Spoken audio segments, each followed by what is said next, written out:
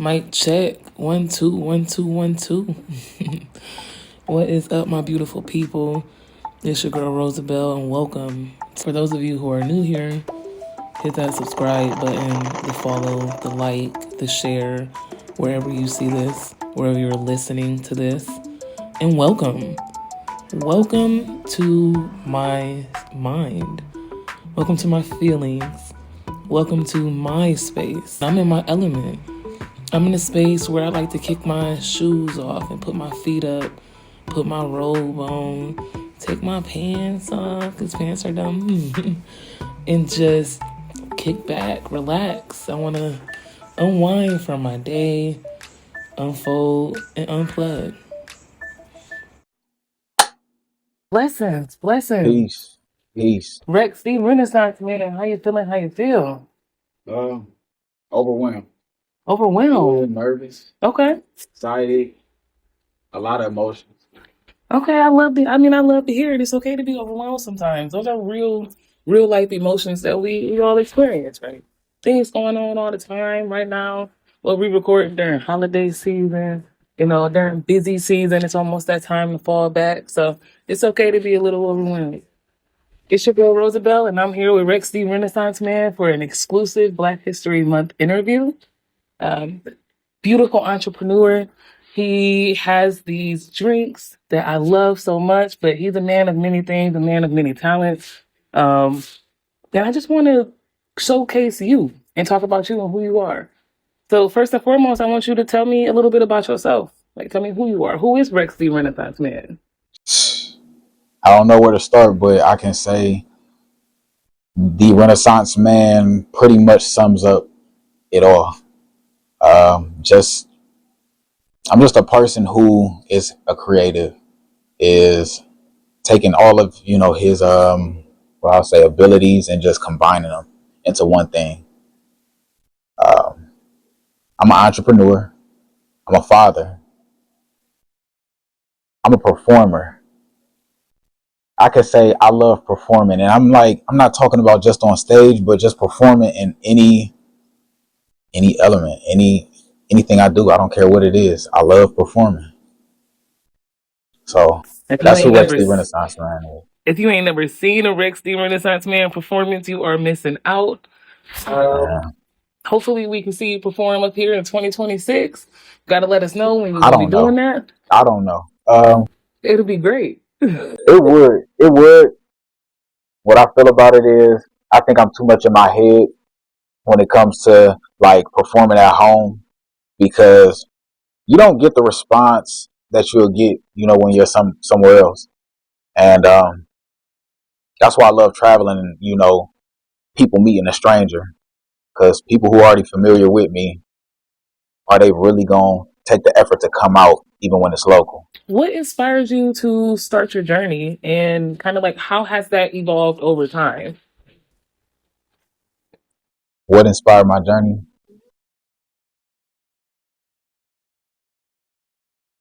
That's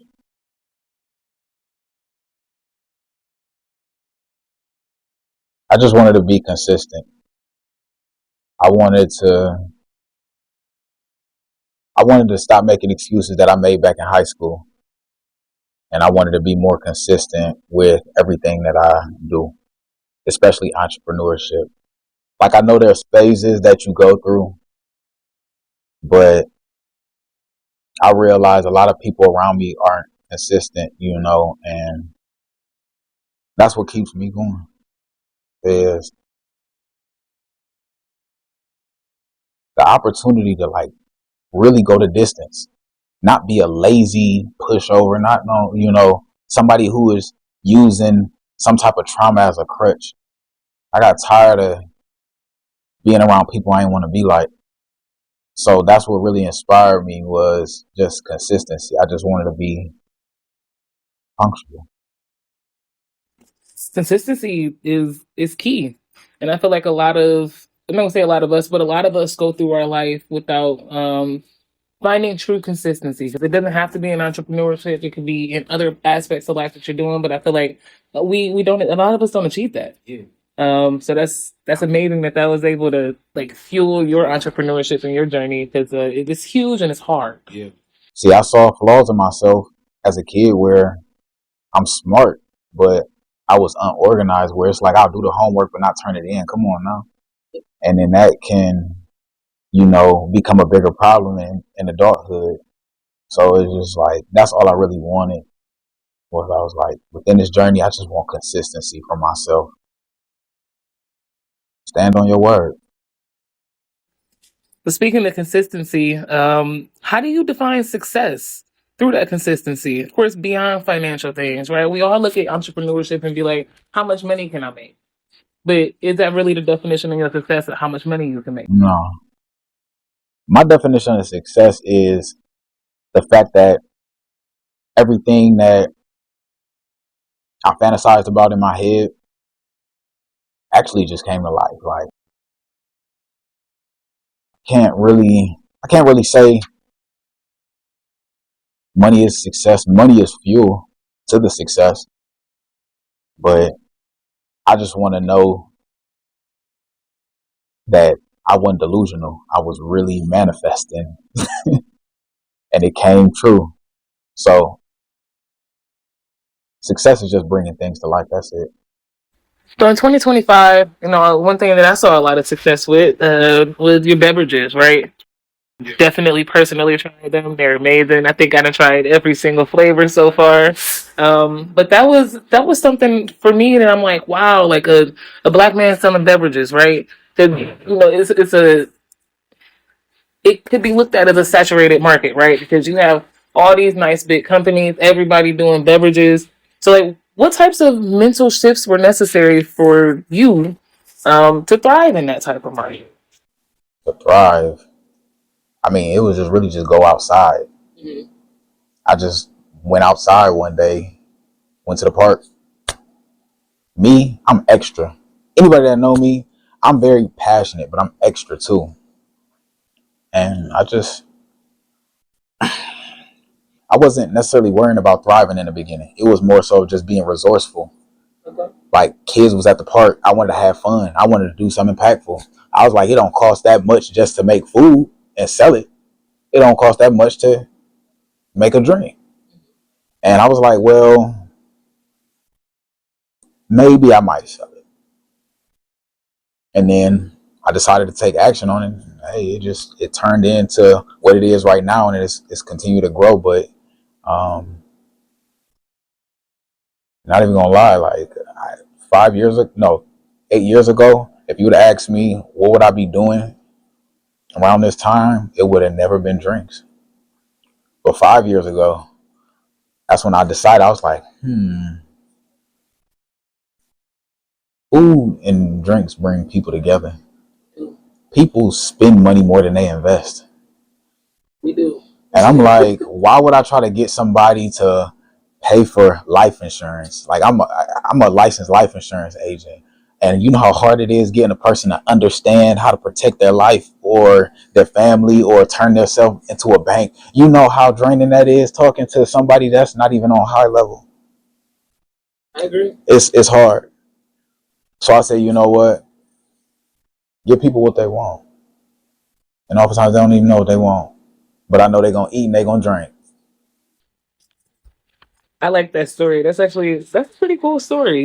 I mean, it's smart. People do like to gather, especially in the summertime. We all like to be outside. I can't tell you how many backyard parties I did. Come on.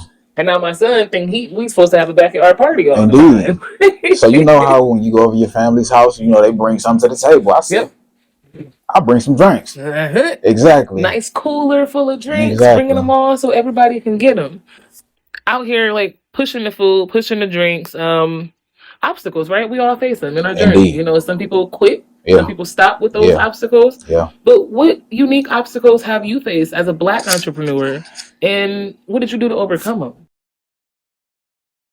The obstacle that I ran into was expansion.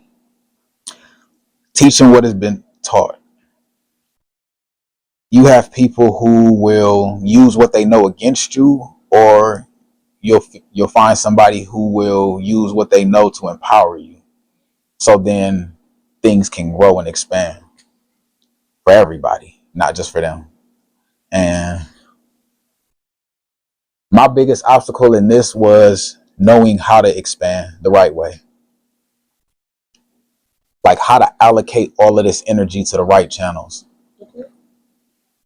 Because I said it's deeper than money. Money is like water. Water is energy, and it has to go somewhere in order to help something live, you know. So I say the biggest obstacle again is it has to be teaching what has been taught, so then things can expand, not only for me, but for those around me. That's the true meaning of wealth. Ooh.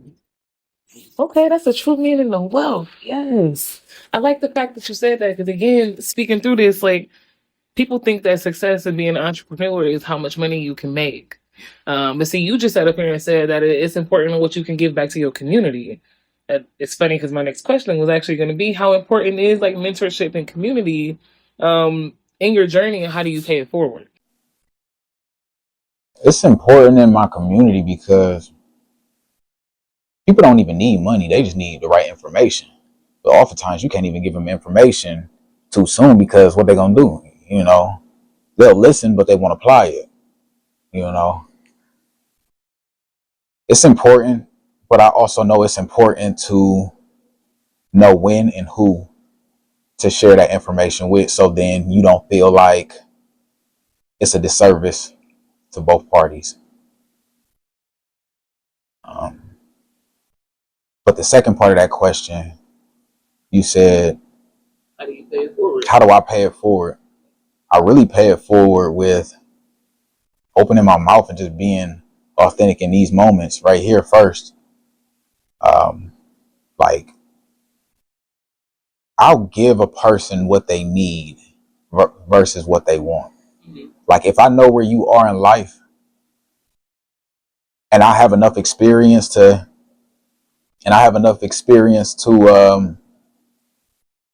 to give you advice, that's why I feel like paying it forward is. Um, I was enabled growing up, and it made me a weak person. I learned in this book it's called The 7 Habits of a Highly Effective Person by Stephen R. Covey. He said, borrowing strength builds weakness. So that's how I pay it forward is I'll give you what you need versus giving you what you want. Because if I give you, oh, you need $1 today, you're going to need $1 tomorrow. You're going to need $1 the next day. But if I teach you how to do something, you'll appreciate it and you'll go off and be independent. So that's how I feel like, I pay it forward. Sound like you ahead of your time, man. I feel like I heard some wise men say that growing up. Say the same thing. If I give you $1 a day, you're gonna need $1 tomorrow. Heard that before. Like Well, that's smart. this is coming from somebody who is openly admitting that he was a weak man, a very weak man, had a lot of potential, but was just weak at staying in control of my habits. And, so once I really took in that information and just applied it, I'm like, I refuse to give my children everything that they want. No. But I promise you, I'll give you the information and the assistance that you need so then you can go do so much better than I, because I didn't get that guidance. Mm-hmm. So that's all. I got one last question for Wrexx The Renaissance Man. Okay. What's up? What advice would you give to young Black innovators who like they really want to create meaningful change, such as you have, right? Stop trying to be the first Black person to do something. Let's just start there. I don't care if you are the first Black person to make the mailbox or the refrigerator, or nobody cares but you and that community. Just be the person who did it right.